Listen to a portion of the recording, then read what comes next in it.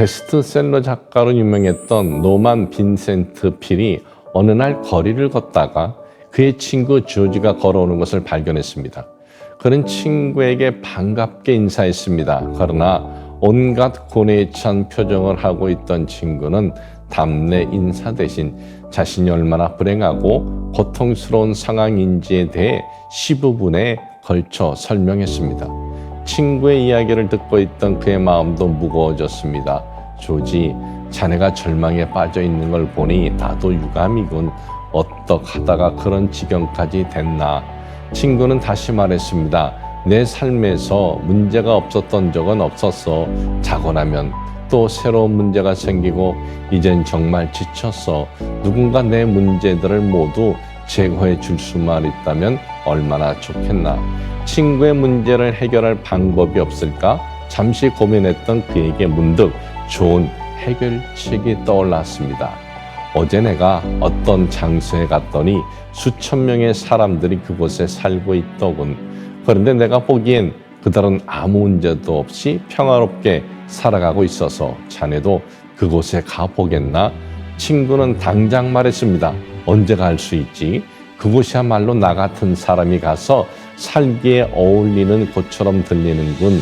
그가 친구에게 다시 말했습니다. 그렇다면 내일 아침 자네를 그곳으로 안내하겠네. 그곳은 다름 아니라 이곳에서 멀지 않은 어느 공동묘지일세.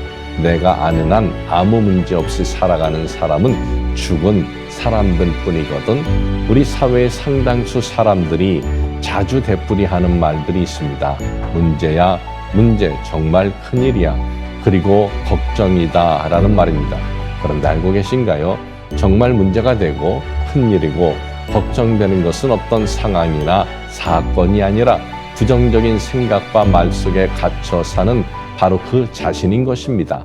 세상에 문제가 없는 사람은 없습니다. 다만 사람마다 문제를 바라보는 시각이 다를 뿐입니다. 물론 우리의 삶의 과정에는 유난히 넘기 힘든 산도 있습니다. 그러나 그 산은 반드시 언젠가 넘어갈 수 있는 산입니다. 가파르고 험난한 산을 넘지 못하게 하는 것은 산의 형세가 아니라 산을 넘지 못할 거라는 두려움과 절망 그리고 포기인 것입니다. 사랑하는 여러분, 캘버트 하버드는 삶에서 아무 문제도 갖고 있지 않은 사람은 이미 경기에서 제외된 사람이다 라고 했습니다.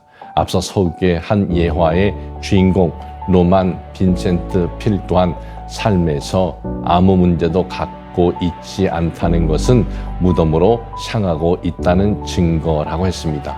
극단적이긴 하지만 그만큼 우리 삶에서 문제가 없는 것은 오히려 진짜 문제가 될 수 있을 만큼 문제 없는 삶이 있을 수 없다는 것입니다.